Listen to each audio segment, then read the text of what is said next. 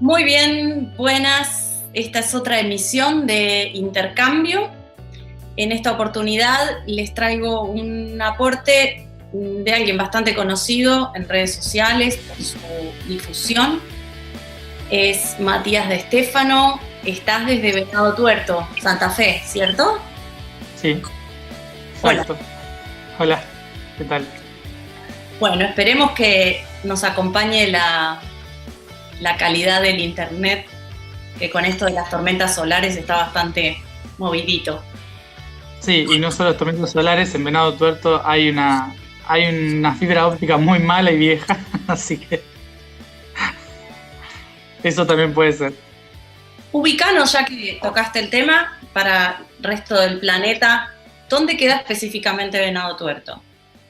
Venado Tuerto está a 360 kilómetros de Buenos Aires, en la provincia de Santa Fe, eh, en la Pampa húmeda, casi en la mitad del país. Así que acá estamos en un pozo geográfico rodeado de lagunas y mosquitos. Mosquito. ¿Naciste allí en Venado Tuerto? Nací acá, viví hasta los 14 años acá, luego viví en Cataluña, en España, hasta los 19 y luego volví a Río Cuarto, a Córdoba, a estudiar psicopedagogía y luego volví a vivir acá y desde ahí viajo por todos lados y vengo de vacaciones a mi casa. Excelente. Matías, bueno, hoy es 4 de octubre de 2017, hace un par de meses que cumpliste 30 años y tenés un recorrido planetario interesante. Brevemente, para entrar en el tema que me movió a mí a charlar un poco contigo, ¿qué es esto de los nodos y esta movilidad que tenés vos planetaria y qué podrías contarnos brevemente para hacernos como un marco de referencia ahí? Bueno, como muy resumen, yo desde pequeño que he venido tanto recordando como siendo preparado por otros planos de conciencia en entender lo que significa estar unido a la red, saber que todos somos parte de una misma realidad y que todos estamos trabajando en esta existencia desde el ser uno hacia la experiencia de la división y la dualidad, y ahora estamos en la dualidad y la división, tratando de volver a ser unos, aprendiendo a esa unificación. Entonces, dentro de esa propuesta que siempre he tenido desde pequeño, es volver a conectar esas partes diferentes para que vuelvan a ser uno, ¿no? En cierta forma se conecta en eso. Y lo que llamamos nodos planetarios en realidad son las diferentes articulaciones, centros de poder, chakras, en los que la unidad de este planeta se ha dividido geométricamente y que en cierta forma miran hacia puntos diversos, pero olvidándose de que todos vienen del núcleo de la Tierra, ¿no? del punto central. Entonces, la intención de conectar nodos, unir puntos, ir a hacer actividades, esencialmente esos aspectos separados del ser para que en todos resuene y vibre la misma frecuencia que es el yo soy, y a partir de ahí podamos trabajar en la construcción de una conciencia diferente desde la separación hacia la unidad. En cierta forma, los nodos son eso, son los diferentes aspectos que observan diferentes perspectivas, pero de un mismo ser. Entonces, mi tarea es como tratar de ponerles conciencia a eso y unirlos. Bien. Y esto vos lo haces acompañado de otras personas que eligen o deciden estar contigo en esa situación, en ese viaje.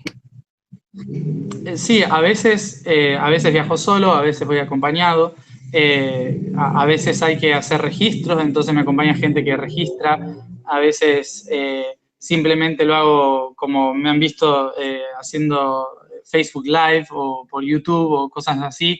El otro día leí un comentario crítico que era muy gracioso, que decía, todo esto parece un Matías Tour, ¿no?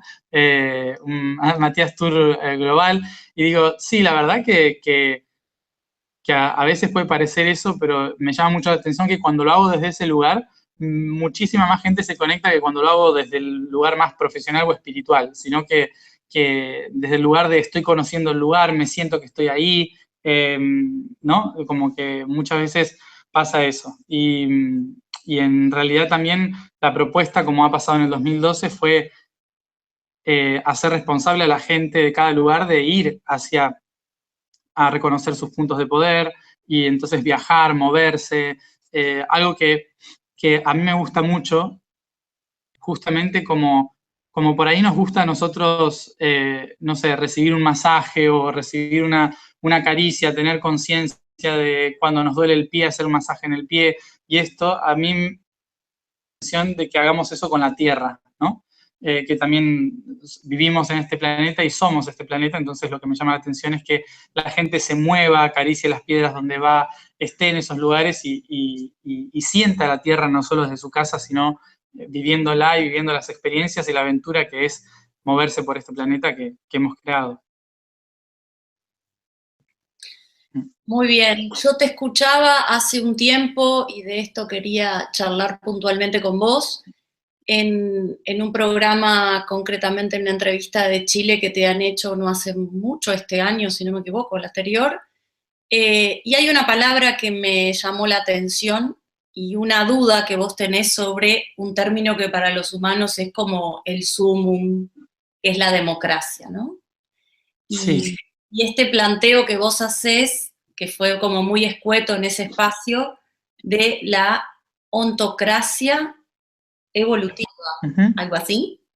A ver si me puedes contar un poquito sobre eso y de dónde viene. Todo esto nació en cierta forma muy sutilmente en el 2012 cuando empecé a viajar por el mundo, en que país por país iba entregando llaves a los diferentes portales como una especie de ofrenda a la tierra, como diciendo, vengo aquí a este portal, entrego esta llave como una ofrenda para que me puedas entregar tu visión del mundo, ¿no? Era como una forma de hacer un intercambio con la tierra.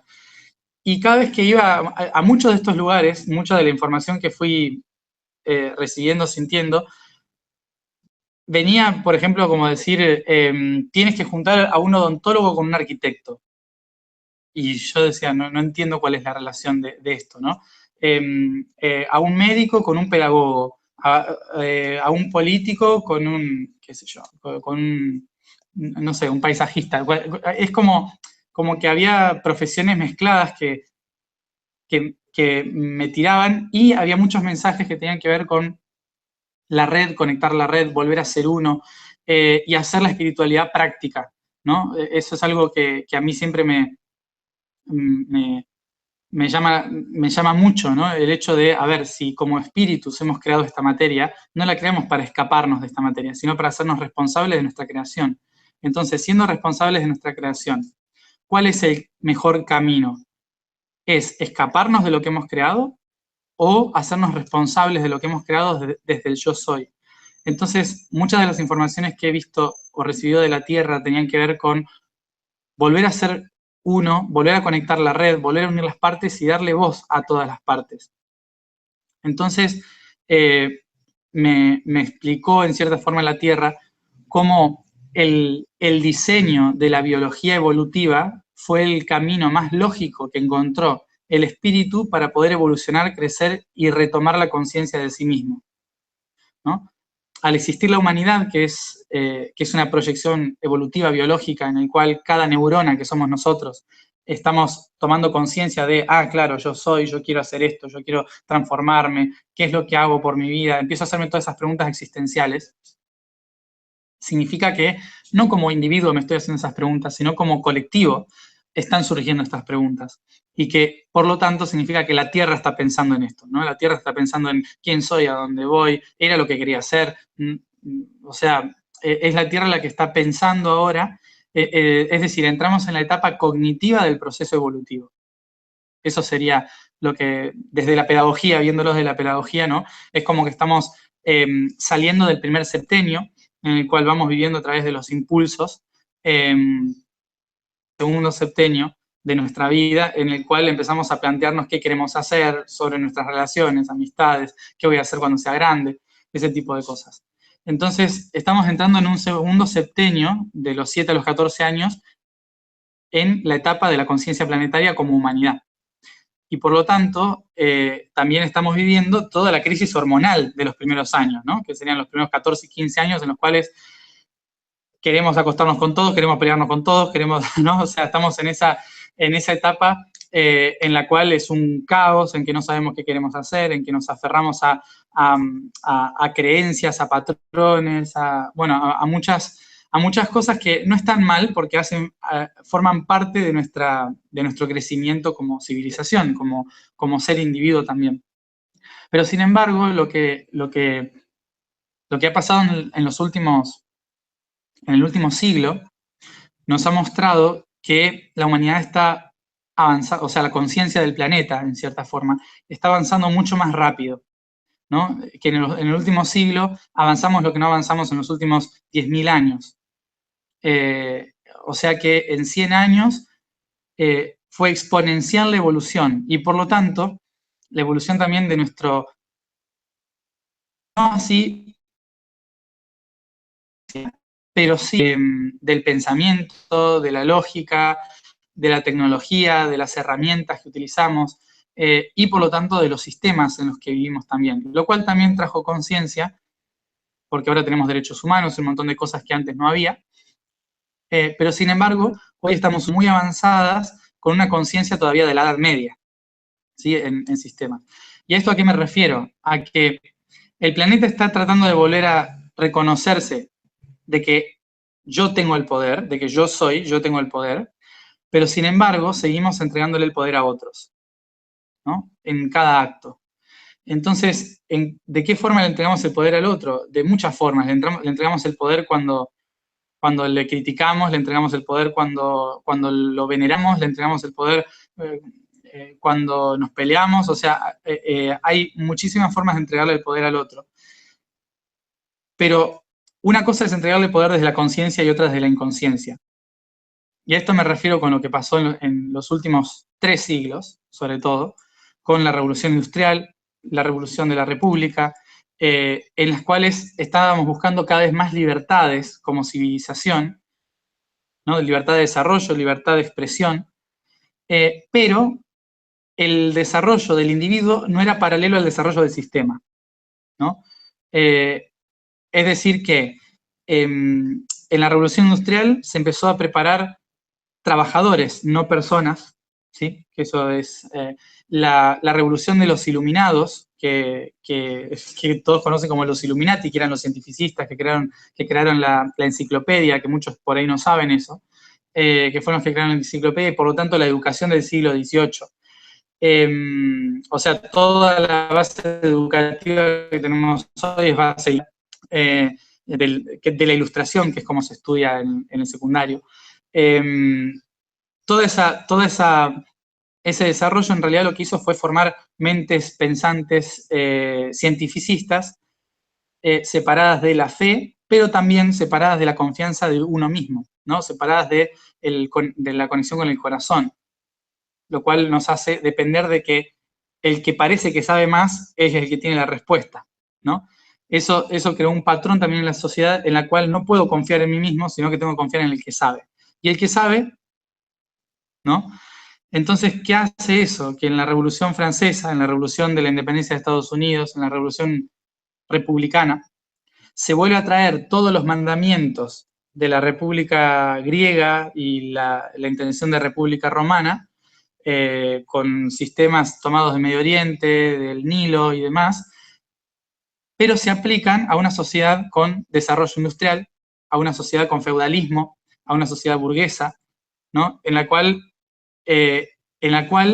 lo único que se hace es aprovechar la inconsciencia del pueblo para crear un sistema en el cual el burgués pasa a tener el poder sobre el rey, ¿no? Entonces, pero el pueblo sigue siendo el mismo, el pueblo sigue teniendo exactamente la misma conciencia de tengo que trabajar para vivir y sobrevivir, ¿no? Entonces, de esclavos pasamos a obreros, ¿no?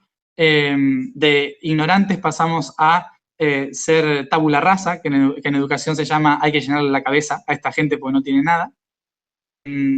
Entonces, pasa a un desarrollo de civilización en el cual no se le da poder al individuo, sino al que tiene conocimiento, ¿no? al que tiene conocimiento de causa o lo que sea.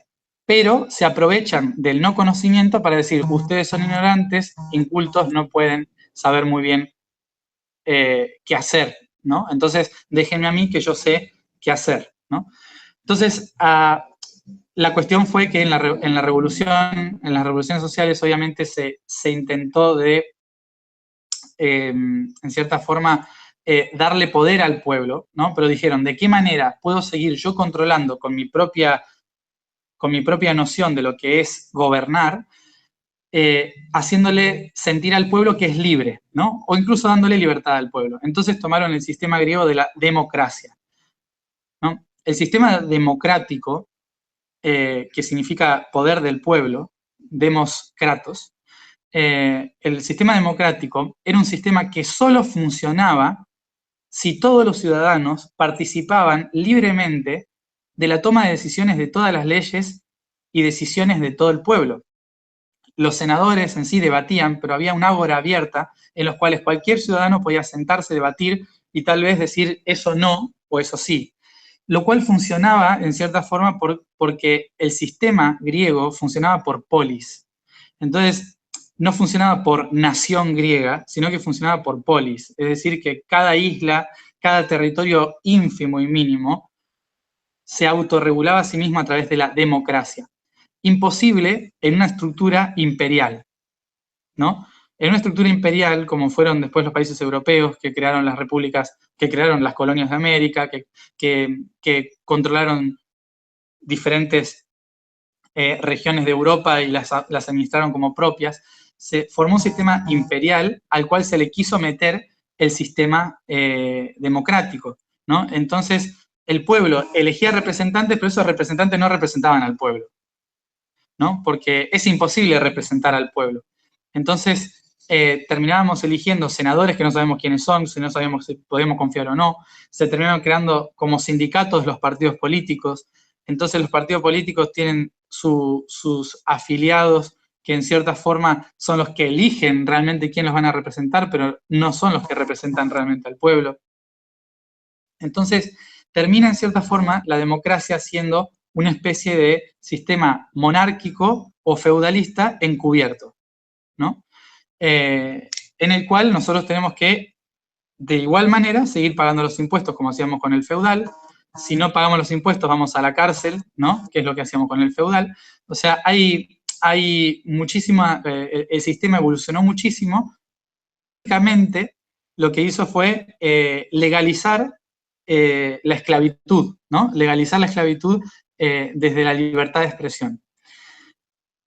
Entonces, obviamente que la educación no fue avanzando en paralelo con el sistema, y por lo tanto hoy tenemos las redes sociales en las cuales todos tenemos una voz, porque evolucionó la tecnología, y todos a través de Twitter, Facebook, podemos opinar, crear proyectos, hacer crowdfunding, financiar cosas, comprar, vender libremente. Tenemos un montón de herramientas que nos hacen evolutivos, pero por el otro lado, seguimos teniendo una educación que nos enseña que los padres tienen la razón, los maestros hay que hacerle caso, a los jefes no se les discute, al gobierno se lo vota una vez cada 4 años y arreglate durante esos 4 años. Entonces, el sistema en sí empieza a demostrar que fracasa como representación del pueblo y empieza a demostrarse a través de las redes sociales de que ya no representan al pueblo. Antes parecía que representaban al pueblo a través del partidismo, y ahora ya no representan al pueblo, sino que representan a una ideología partidaria. Entonces, yo pregunté, ¿cómo se representa realmente al pueblo? Y entonces surge la palabra ontos, que es el ser, en griego es ontos.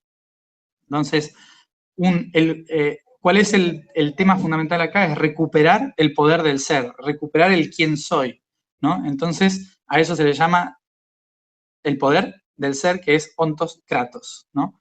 Entonces, le puse ontocracia, ¿no? Hay otra filosofía que se llama holocracia, pero que significa, obviamente, el poder de todos, significa eso, ¿no? Entonces, pero ¿qué es lo que hace el poder de todos?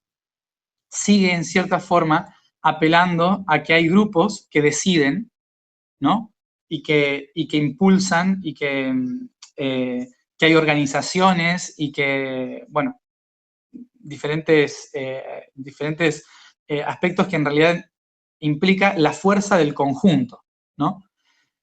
Pero no del individuo, ¿no? Entonces, como estamos entrando en un sistema muy individualista, hay que aprovechar, en cierta forma, que el individuo sea útil al conjunto, ¿no? Y no querer que todos seamos iguales, que sería el holos, ¿no? O el holón. Entonces, no podemos ser todos iguales. Tenemos que respetar que el conjunto es diferente en sus partes. Entonces, si las partes tienen la posibilidad de ser representadas por sí mismas, colaborando con el conjunto desde su propio potencial y voluntad, entonces vamos a estar aprovechando el sistema biológico. Entonces, estuve viendo el sistema biológico, cómo funciona.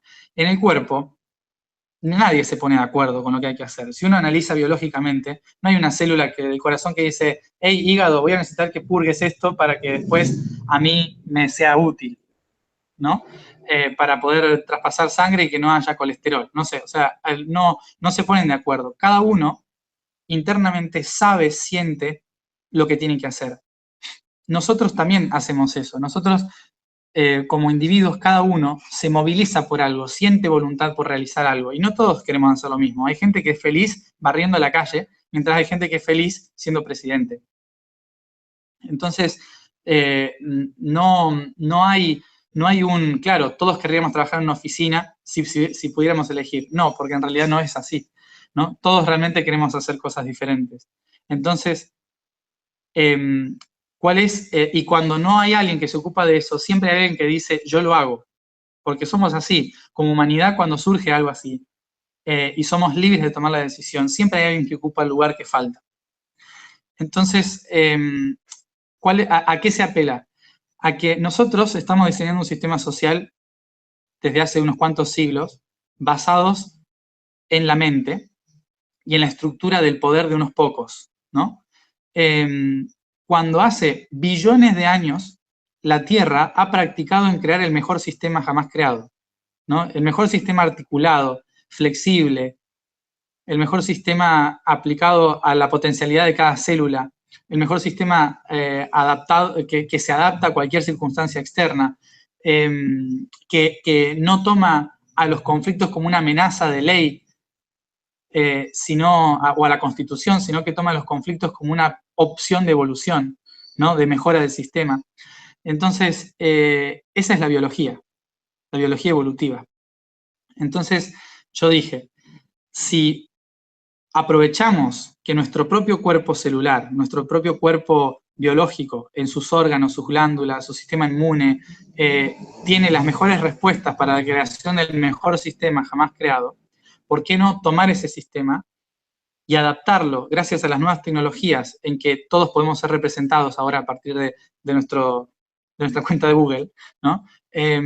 A partir de este desarrollo evolutivo, ¿por qué no pasar y unir el desarrollo tecnológico de las redes sociales con las redes neuronales y la red biológica y crear un sistema contradictorio, sino un sistema de ayuda al sistema actual que permita constantemente, a la larga, evolucionar en la práctica de cómo cada individuo puede gestionar los propios proyectos y desarrollar, sin necesidad de tener que pasar por la burocracia de las instituciones del sistema, en mejorar la realidad en la que vive, ¿no? Entonces, para esto, obviamente, se necesita de un desarrollo de la conciencia, ¿no? De un desarrollo de la conciencia de, vale, ¿qué lugar ocupo yo? ¿Qué es lo que me gusta hacer a mí? ¿Qué es lo que haría si soy realmente libre? Si todas las decisiones del Parlamento pasasen por sí o no, constantemente a través de una aplicación de teléfono, ¿no? Si hay una ley, la ley controvertida, ¿no? Ley del aborto, del matrimonio homosexual, de qué sé yo, cualquier tipo de ley que surja, incluso si hay que arreglar las calles, cualquier tipo de ley que se haga, en lugar de que lo decidan 60, perdón por la palabra, viejos locos que se sientan por un sueldo estatal en un lugar en el cual los votamos por partido, pero no por creencia a lo mejor, porque a lo mejor no compartimos las mismas ideas, ¿no? O sea, yo voto a alguien que tiene una idea, pero a lo mejor yo no comparto el 80% de las cosas que dice esa persona. Entonces, ¿por qué durante 4 años tengo que dejar que él me represente cuando a lo mejor vota algo que yo, representándome a mí, que no me representa, ¿no? A lo mejor yo estoy de acuerdo con el matrimonio homosexual, por ejemplo, pero esa persona que yo voté no, entonces va en contra de mi propia voluntad. No, realmente no me representa. ¿Qué pasaría si a través del teléfono yo puedo elegir y votar como una especie de referéndum diario, ¿no? En el cual yo puedo tomar las decisiones. Desde un punto de vista de la lógica del sistema actual, generar un sistema ontocrático sería totalmente caótico y desordenado y loco. ¿Pero por qué sería así? Porque se han encargado en el último siglo de crear una educación en la cual no estamos capacitados para pensar por nosotros mismos. Entonces, claramente que si nos dan un sistema, sería un desastre. Eso es inevitable. Pero yo apelo a que si este sistema se crea, en el cual todos podemos tomar la decisión por nosotros mismos, crear círculos, se llaman círculos en los órganos, círculos de trabajo por afinidad, en los cuales yo me incorporo a la educación o a la tecnología o al desarrollo de infraestructura, ¿no? Que en lugar del sistema impositivo sea el sistema adaptivo, en el cual yo sí o sí tengo que entregar parte de mí, pero yo elijo a qué sistema estoy entregando, ¿no? Yo elijo a quién estoy donando mi 10%, ¿no? El diezmo que se dice. Yo elijo si es educación, yo elijo si es salud. O sea, hay mucho para hablar del desarrollo, no es simplemente así, pero si yo elijo esto, ¿no? Estoy realmente siendo responsable de mi propia realidad y no estoy haciendo responsable a una política que cada 4 años me tengo que quejar de las cosas que no hizo, sino que ahora soy responsable de que lo que no se hizo es porque yo no lo elegí o porque yo no tomé responsabilidad de lograrlo, ¿no? Entonces, en el tema no habría presidente, habría representantes de círculos. El sistema no habría periodos de 4 años, habría periodos de cumplimiento de proyectos. Es decir, que se dice, en 2 años tenemos que cumplir este proyecto. Si en esos 2 años no se realiza o no se culmina el proyecto, la persona es cambiada por la siguiente en la lista de votación. O sea, hay muchísimas cosas que se tienen que hablar de los detalles de este sistema, pero en sí, filosóficamente, lo que representa en sí es un cambio de paradigma en cómo yo acciono desde mi persona, desde mi ser, en la transformación de la realidad que hay a mi alrededor. Y el conflicto primordial en sí que se tiene es que esto le quita el poder a los que están acostumbrados a tener el poder, ¿no? Pero no tiene por qué quitarles el poder. Les da poder, pero solo si demuestran que lo que dicen se hace. Es decir, es inevitable porque el sistema no va por partido político, sino va por proyecto cumplido. Entonces, es como una especie de crowdfunding constante, digamos, que se aplica al Estado y una especie de votación estilo proyecto de Facebook o en Twitter de tener senadores en el gobierno representando a porciones de la sociedad. Entonces, hoy creo que las están para eso, que las civilizaciones de los millennials para abajo estamos acostumbrados a elegir, votar, posiblemente tiene que ver con desarrollo basado en la tecnología y la biología, que es la lógica de la realidad, pero guiados desde el espíritu interno, que es el yo soy, ¿no? Entonces se mezclarían 3 cosas fundamentales: el desarrollo del ser interno, la responsabilidad del yo soy como persona espiritualmente, no estoy hablando religiosamente, sino espiritualmente desarrollada, de la manera que cada uno quiera, tomando conciencia de que mis actos, a través de una herramienta tecnológica, que es a donde vamos, a la inteligencia artificial, inevitablemente, a través de esa herramienta, poder tomar yo las decisiones de un estado que sea orgánico y biológico, basado obviamente en la lógica de la... Se unificaría en cierta forma y se mostraría de esta manera que solo sobrevivirían los proyectos o los representantes que realmente representan y que realmente se cumplan. Y a partir de acá, bueno, miles de cosas para hablar, ¿no? Pero eso sería una especie de resumen de lo que es la ontocracia evolutiva.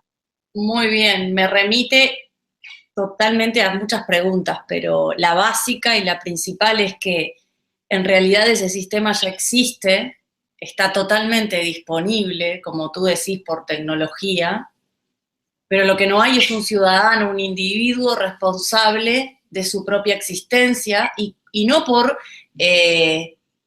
decir no me importa, sino por ese desconocimiento de quiénes somos realmente. Entonces, exacto, vamos a dar vuelta un poco esto de, bueno, si ellos están ahí y hacen las cosas como las hacen ellos por los gobernantes, ¿no? Es por nuestra propia incapacidad de volvernos responsables, ¿no? Y ahí entra ahí está la clave. Trabajo individual. Y ahí está la clave. ¿Harías vos esos pasos internamente necesarios para esa transformación?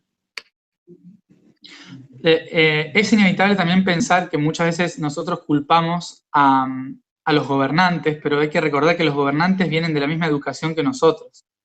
O sea, vienen de una educación de la competencia, de una educación de me saqué 7 o me saqué 10, ¿no? ¿Presenté la mejor tesis o era mala? ¿Tengo el mejor puesto de trabajo? O sea, venimos de un sistema capitalista, educativamente capitalista, de competición, de ver quién es más inteligente que el otro, y por esto mismo cuando se llega a la política se replica esto, ¿no? Las mismas palabras políticas, o sea, la política es todo lo que tiene que ver con la ciudad, pero no tiene que ver con el pueblo, no tiene que ver con una nación en sí. Eso pasa a la sociología más que la política. Otra cosa es el partido, ¿no? Partido es partir, una, dividir a la sociedad, o sea, partir a la sociedad, y otra, el tomar partido de algo, que es decir, voy por este lado y lo otro me da igual. Por lo tanto, no pueden ser holísticos, es decir, no pueden ver todas las opciones, solamente tienen un partido, es decir, tienen un punto de partida hacia un objetivo. Entonces, es unilateral en cierta forma la política también. No es realmente general. Después hablamos de campañas, ¿no? La campaña viene de la palabra hacer campaña para las campañas romanas, que era llevar todas las tiendas de campaña, ¿no? Tiendas de campaña para la batalla y ocupar territorio, ¿no? Que es lo que llamamos ganar una elección. Entonces, es ganar un territorio. Entonces, todo lo que es sistema de política está incluso en vocabulario hablando de guerra y batalla, ¿no? No está hablando de consenso y diálogo, que son dos palabras que están repitiendo todo el tiempo por todos lados en la política y que nunca se cumplen justamente porque estamos hablando de partidos políticos, ¿no? En una campaña política para ganar unas elecciones. Entonces estamos hablando obviamente de un sistema caduco desde el punto de vista de la conciencia evolutiva o de la conciencia social. Ahora, la decadencia de la educación en todos los países del mundo, menos a lo mejor en los nórdicos, que van como si fuera por otra arista de la sociedad, menos en el sistema nórdico, diría yo, países estamos en una especie de competencia a ver cuál es tanto económicamente, el mayor PBI y educativamente cuál es el mejor, no me acuerdo el nombre del sistema, pero el mejor, como se dice en las estadísticas, cuál es el mejor país en educación, qué sé yo. Estamos en una competencia educativa, olvidándonos de preparar individuos para la nación. Entonces, Yo acá apelo a dos cosas. Una, es inevitable que para poder cambiar este sistema, lo primero que tiene que cambiar es la educación. Pero no la educación de qué voy a enseñar, sino la educación de qué voy a aprender. Sí, porque ese es habiendo estudiado un poco de educación, siempre me gusta marcar una gran diferencia entre las palabras enseñar y educar, ¿no? Enseñar es señalar algo y educar es sacar lo que está dentro afuera. Son dos cosas totalmente diferentes. Es decir, enseñar, cuando yo enseño es, eso de ahí es la verdad, eso es enseñar. Educar es, ¿qué harías tú en mi lugar si pudieras hacerlo diferente? ¿No? O sea, eso es educar. Educar es lanzar la pregunta, que es lo que hacían los griegos. En Grecia, el profesor no venía y decía, esto es así, así, así.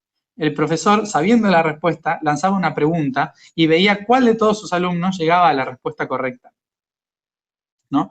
Entonces, es muy diferente a lo que se hace hoy, que en una pizarra se enseña algo, se dice, esto es verdad, y todos los alumnos anotan y tienen que repetir como loros esa verdad.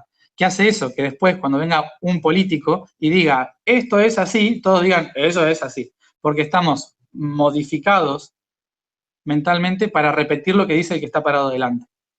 Entonces, el cambio educativo es fundamental, en primer lugar. Pero claro, cambiar la educación depende del Ministerio de Educación. El ministro de Educación fue elegido por un partido político para representar una política específica que es pagada por una empresa que pagó la campaña política y que no le conviene que los trabajadores piensen por sí mismos, ¿no? Entonces, toda una especie de maraña de a ver qué hay que cambiar primero, ¿no? ¿Qué es lo que hay que cambiar primero? Obviamente las empresas, viviendo en un mundo occidental capitalista, las empresas son las primeras que tienen que cambiar su mentalidad. ¿Por qué? Porque las empresas, en lugar de contratar empleados, tienen que contratar personas, ¿no? Entonces, las empresas, al exigir un personal que pueda pensar por sí solo y que pueda crear y ser compañero de trabajo para trabajar en equipo y no en competición, si las empresas cambian esto, entonces implica que el sistema tenga que sí o sí cambiar el sistema educativo para preparar personas y no trabajadores, ¿no? Por lo tanto, son las empresas y la economía la primera que tiene que modificarse en cierta forma antes que la educación para que realmente haya un cambio verdadero en la educación. Por eso hablaba siempre de el cambio de la economía primero. La economía representa el corazón del sistema. Y como hablamos desde la espiritualidad, tengo que activar mi corazón, mi potencial. Si yo no logro activar mi corazón y estar en equilibrio, amando incondicionalmente, no puedo hacer nada en mi vida. Y en la sociedad se llama economía. Es el corazón, es lo que administra la sangre del cuerpo, la que permite la circulación constante de los bienes que nutren los diferentes órganos. Entonces, si yo cambio ese corazón para que administre y nutra a esos órganos, entonces la conciencia de esos órganos cambia, ¿no? Lo cual implica una modificación en el empresariado, digamos, que serían, como pasó en la Revolución Francesa, los burgueses, otra vez haciendo el cambio, ¿no? Ahí es donde debería hacerse el cambio otra vez. Pero ¿qué pasa? También tenemos por el otro lado el socialismo, el comunismo, que intenta de que todos tengamos los mismos recursos, defendiendo a veces lo indefendible, que es que el cuerpo no puede sostener a células que no trabajan, ¿no? Eso se llama cáncer en el cuerpo físico. Es decir, células trabajando para alimentar células que no hacen nada, solo consumen, ¿no? Entonces, el cuerpo no puede sostener por igual a todas las células si esas células no aportan algo al sistema. Entonces, no tienen por qué aportar dinero, tienen que aportar algo, lo que sea, pero tienen que aportar algo.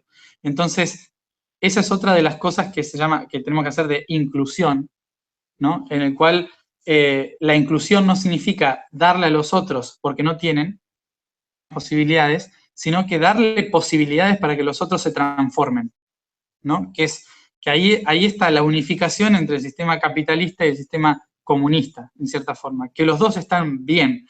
O sea, ninguno de los dos tiene razón porque los dos están bien, básicamente. El tema es que siempre seguimos en dualidad. Es como decir izquierdas o derechas, pero la izquierda, en la pantalla no sé cómo es, pero la izquierda y la derecha ¿sí? Las dos tienen brazos que van al mismo lugar, ¿no? Que se llama corazón. Entonces, por más que yo diga izquierdas o derechas, las dos tienen, ¿no? Que es el servicio hacia los demás con uno mismo, ¿no? Entonces, por un lado, el cambio de conciencia tiene que ser educativo, pero ese cambio educativo tiene que ser social, no en la escuela. Ese cambio educativo tiene que darse en las plazas, en las empresas. La educación no está en la escuela, la educación está desde que yo nazco hasta que yo muero. Eso se llama educación. Se llama aprender a vivir, básicamente. Entonces, no hay que mirar la educación infantil. Obviamente que si cambiamos, si logramos hacer que en el primer septenio los niños entiendan lo que es la ontocracia evolutiva y desarrollen emocionalmente su ser, toda la civilización. O sea, con cambiar a los que tienen menores de 7 años ya está, no hace falta ni perder tiempo con nosotros, que ya en cierta forma estamos perdidos dentro de nuestras costumbres celulares, ¿no? Que la programación celular que hemos tenido culturalmente. Pero entonces están esos dos cambios. Por otro lado, el plan B, que le podrías llamar, el plan A sería ese, ¿no? Que sería un cambio desde la conciencia, ir a las empresas, reeducar, ir a las escuelas, reeducar, entregar herramientas a las escuelas públicas, hablar con el Ministerio de Educación y proponer este nuevo tipo de educación, etcétera. Ese es el camino A. Y el camino B es crear este sistema y entregárselo aunque la humanidad no tenga ni idea de cómo usarlo. Igual que pasó con la democracia, básicamente, ¿no? O sea, la democracia y la república surgieron en un pueblo que estaba acostumbrado a la monarquía. Entonces siguieron eligiendo presidente de la misma forma que podrían haber elegido un rey, ¿no? Y seguimos exactamente igual. Pero, ¿qué sucede? Debido a la democracia, surgieron un montón de organizaciones que hoy trajeron derechos humanos, que hoy trajeron la Unión Europea, que hoy trajeron tantas organizaciones internacionales que de la salud, de la defensa de derechos de no sé qué, los animales, cambio climático, o sea, Greenpeace, todo este tipo de cosas surgen gracias a la democracia. Ahora, ¿qué pasaría si en una primera instancia, en este plan B, se le da este sistema a la sociedad? Obviamente sería un caos, ¿no? Pero justamente ese caos demostraría que la sociedad diría, vamos a tener que plantearnos cómo hacemos las cosas y vamos a tener que aprender, porque ahora la responsabilidad recae sobre mí. O sea, si yo cometo un error, es mi error, no es del político que está ahí arriba, ¿no? Entonces, implica un cambio mucho más largo, doloroso, conflictivo. Sería una especie de virus para el sistema incluso, ¿no? Pero sería como una especie de enfermedad, en el cual, como me enfermé, ahí me planteo, claro, me enfermé porque comí esto, me enfermé porque hice tal cosa. O sea, en lugar de enseñarle a la persona, no comas esto porque te vas a enfermar, es dejar que se enferme y ver cómo después lo soluciona y entiende por qué se enfermó, ¿no? Son los dos diferentes planes. Para mí estás describiendo la realidad actual, ese plan B es el que está funcionando, ¿no?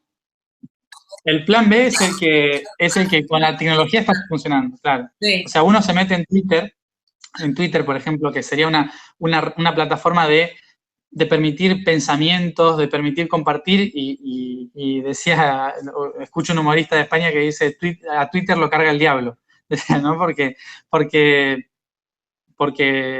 la mayoría de la gente que opina es opinión en contra de, en crítica de, pero ¿por qué? Porque no somos responsables nosotros, porque la gente que está criticando es la gente que no está haciendo, ¿no? O sea, porque si otra persona me decía, ladran Sancho, señal de que cabalgamos, ¿no? O sea, el que hace cosas es criticado por el que no hace cosas normalmente, ¿no? O sea, entonces en este sistema, inevitablemente, si no haces algo, el sistema mismo te deja relegado al fondo del sistema. Esto es como como funciona el sistema de las abejas, cómo funciona el sistema de las hormigas, cómo funciona el sistema celular.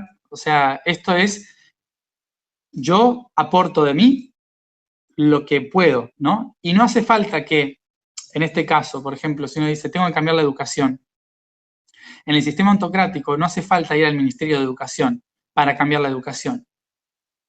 En el sistema autocrático, los grupos de diferentes escuelas evalúan la forma en que van a educar, se ponen de acuerdo con los diferentes profesores, padres y incluso, todos tienen el derecho de elegir qué tipo de educación tienen, y eso es lo que condiciona al Ministerio de Educación. El Ministerio de Educación no puede dar un currículum. El Ministerio de Educación tiene que ocuparse de que la educación que el pueblo quiere se pueda realizar.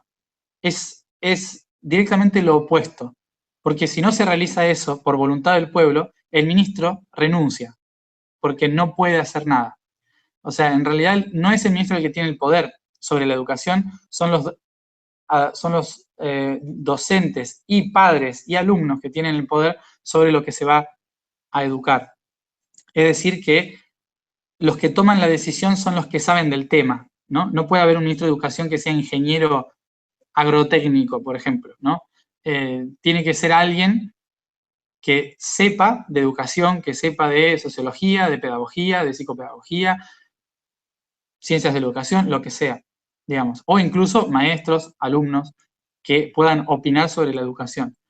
Entonces, el sistema ontocrático lo que haría es responsable directo al que participa de cada círculo y, por lo tanto, como es por círculos, no significa que una determinación educativa, por ejemplo, en toda la nación de Argentina, se lleve a cabo en cada provincia, sino que todas las diferentes regiones de Argentina, no solo provincias, sino departamentos, ¿no? que serían, sí, los diferentes departamentos o condados, como se diría en Estados Unidos, podrían tomar sus propias autodeterminaciones sobre educación, leyes y demás.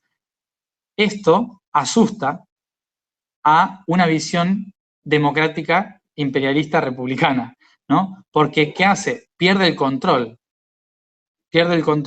de las decisiones, de las elecciones, de todo, pero gana el control el pueblo realmente, ¿no? Que es el que va a demostrar si es así o no. La diversidad, en una palabra, es como lo que reina ahí, ¿no? Exacto. Sí, es la diversidad. Es si hay un pueblo si hay un condado que se considera demasiado cristiano, por ejemplo, sus normativas pueden ser totalmente cristianas si la mayor cantidad de personas llevan a cabo proyectos desde el punto de vista católico o cristiano. Otro, si es ateo, puede llevar a cabo la mayor cantidad de proyectos e incluso a nivel internacional. O sea, países que en red quieren colaborar con proyectos que pasan en otros países, también se pueden sumar y aportar y construir una mejor realidad en esos lugares.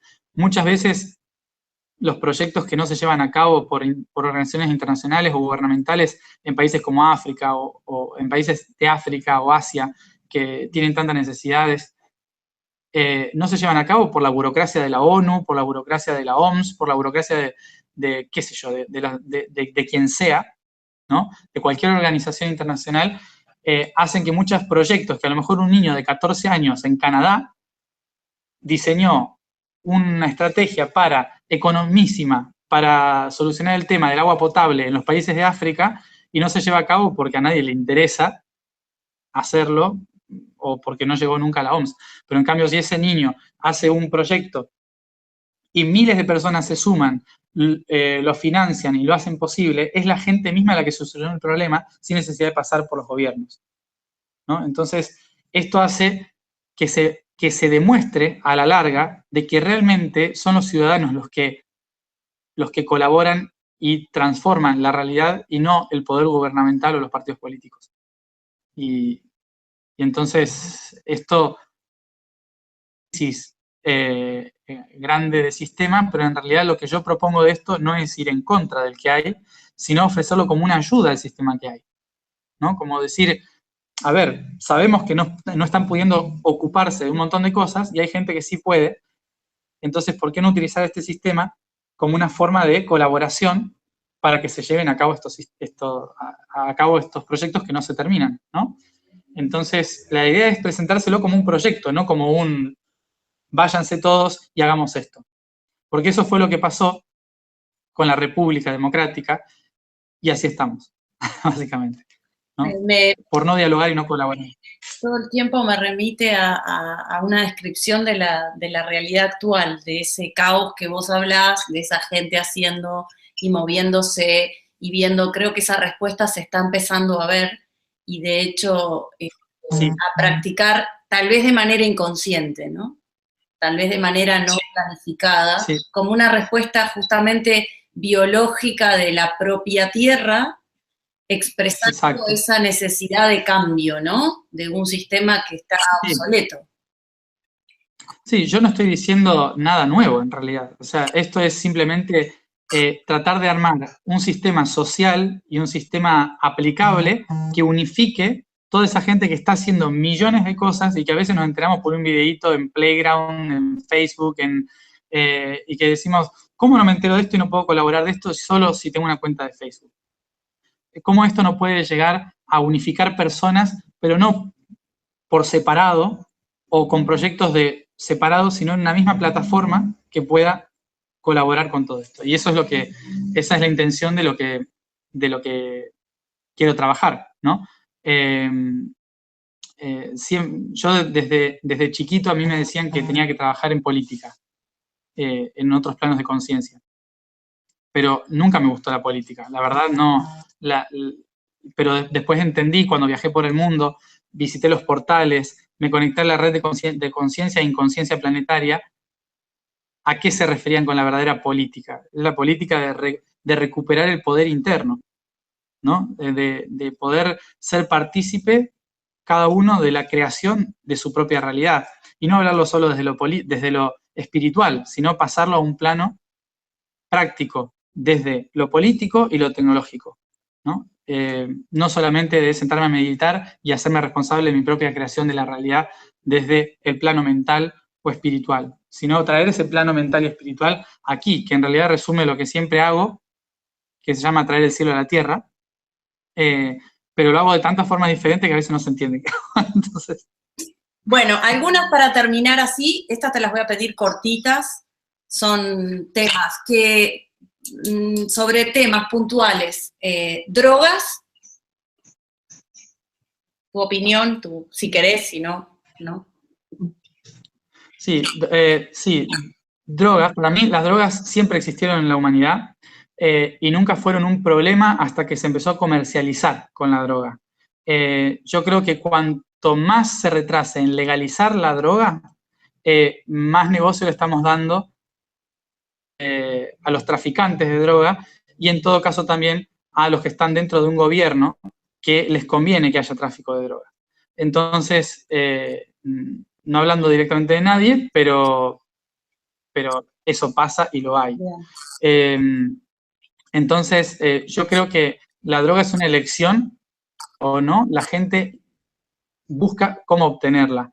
Y en corto, muchas veces la droga se busca por justamente poder tener en su vida la armonía o las respuestas, ¿no? Entonces trata de evadirse del sistema a través de las drogas. Yo creo que como en países como Holanda se ha demostrado que, bueno, en Países Bajos se ha demostrado que la legalización de la droga ha hecho que haya un consumo menor, ¿no? Y no hay tráfico de nada. Bien. ¿Aborto? El aborto, desde mi punto de vista, hay dos visiones, ¿no? La visión de legalizar el aborto porque